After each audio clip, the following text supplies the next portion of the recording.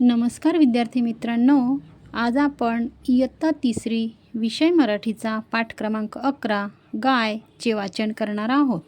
चला तर मग. ही पहा गाय. गाय गवत खाते, आपल्याला दूध देते. सुमित उठ, गवत आण, गाईला दे. गजू इकडे ये, भांडे घे, बाबांना दे. बाबांनी गाईचे दूध काढले, आईने मुलांना दूध दिले. मुलांनी दूध केले फस्त, आरोग्य त्यांचे झाले मस्त. आता काय आहे? पहा, ऐका, म्हणा, वाचा. मग आता ही चित्रे तुम्ही पाहायची, नंतर ती वाचायची. बघा काय आहे? गवत, गवत. हे कशाचं चित्र आहे? गाईचं. मग म्हणा गाय. हे आहे भांडे, मग म्हणा भांडे. हे अशा प्रकारे वाचन करायचं आहे तुम्ही प्रत्येक शब्दांचं.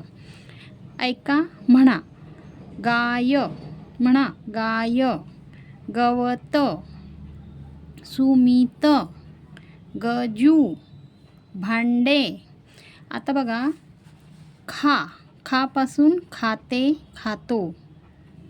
दे, देपासून देते, देतो. ये, येपासून येते, येतो.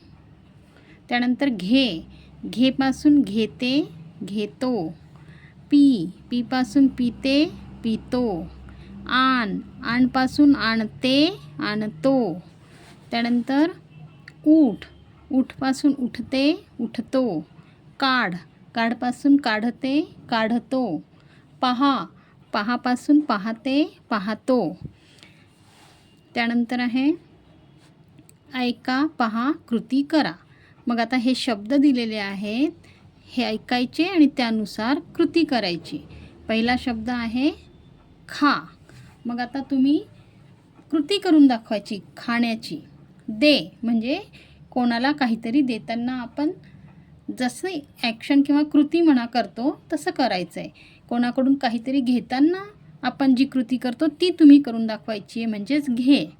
ये, ये म्हणजे आपण कोणाला बोलवतो ना, इकडे ये, ती कृती करायची आहे. पी म्हणजे आपण जसं पाणी पितो, ज्यूस पितो, ती कृती करून दाखवायची. पहा म्हणजे पाहणे. आण म्हणजे आणणे. उठ म्हणजे उठून दाखवायचं आहे. काढ, काढ म्हणजे काढायचं आहे. ठीक आहे.